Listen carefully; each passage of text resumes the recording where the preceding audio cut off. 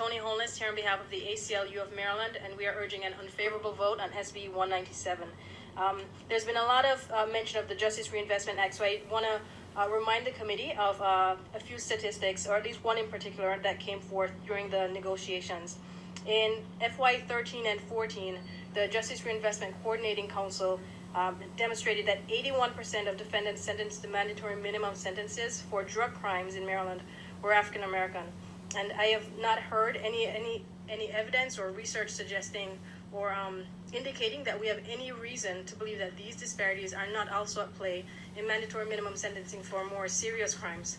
The other thing that I'd like to mention is that the projections that were made under the Justice Reinvestment Act were not intended to be zero sum.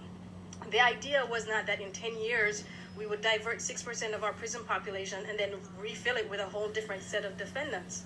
The goal was to reduce the prison population, save monies, and invest in the front-end community-based services that can prevent crime instead of looking at back-end solutions. Mr. Schellenberger did quote some portions of the final report, and I think for the sake of completion, it's also important to remind the committee that the final report, which was endorsed by the governor, stated, and I'll quote here, "Lengthy terms have little impact on recidivism and fail to disrupt drug markets." This is what was stated in the Justice Reinvestment Act's final report, which was endorsed by the governor. So Ms. York was standing here before you, and I have to, really put some emphasis on what she stated, that it is truly frustrating to be seeing this bill come from the governor's administration, which only 2 years ago was supporting a diametrically opposed proposition.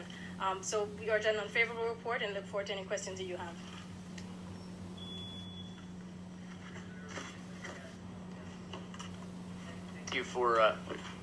Thank you for your testimony. So diametrically opposed. My impression of JRI, the reason I was supportive of it and am supportive of it, was that we're trying to find ways when we have particularly nonviolent offenders. Now I understand we addressed more than that in JRI, but the goal was to be sure that we're not over-incarcerating nonviolent offenders particularly, or having sentences that are too extreme for even some other types of offenders.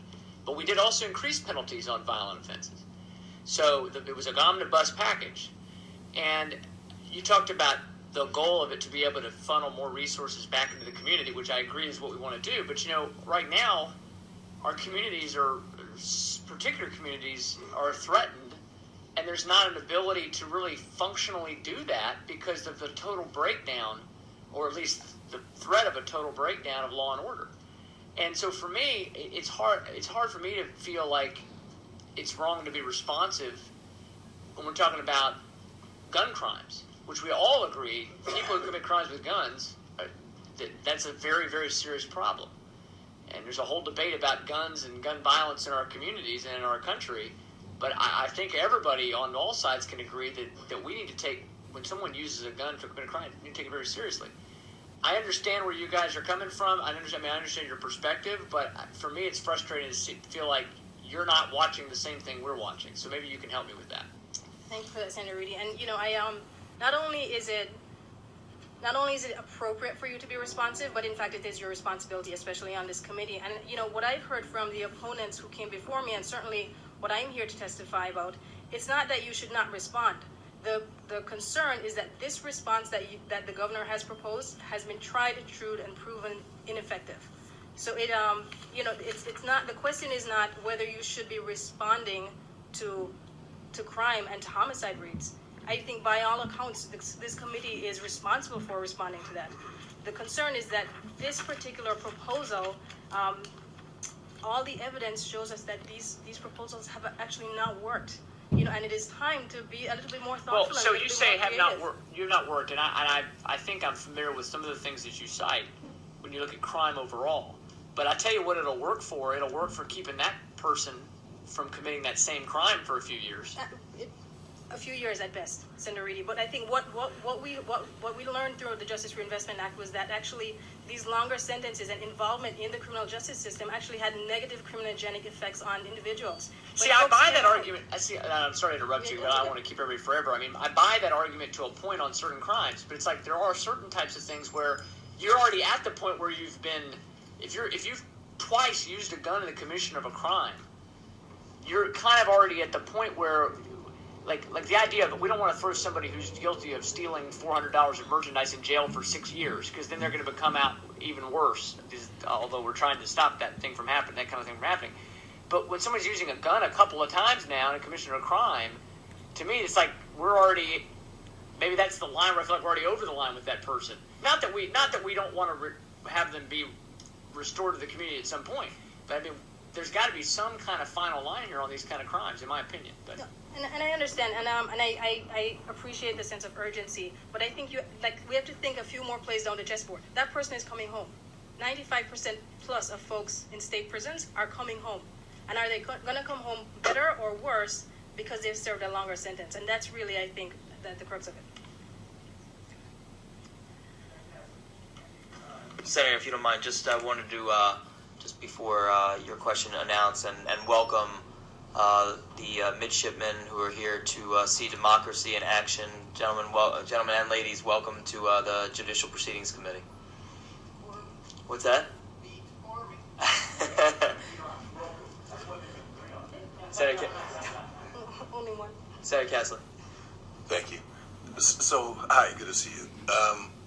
So just sort of following along with my colleague Senator Reedy's points, because I think it's important.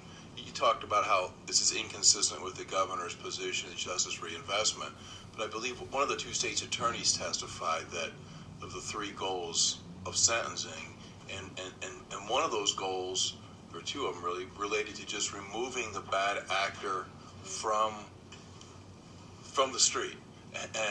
And I don't think that we're saying with this bill that rehabilitation, that we're not this isn't inconsistent with your concept that long sentences don't really foster a rehabilitative environment any more than a shorter sentence, but it does support the other two that say get off the street. We're second time around, you're off the street. Do you disagree with that? That while it's not because of the three goals, this is really focusing on those other two goals, which have to do with punishment and removing bad actors from the public square. I think it is effective at that, right? For the moment, and I think it really is. It's important and it's imperative that this committee think more long term.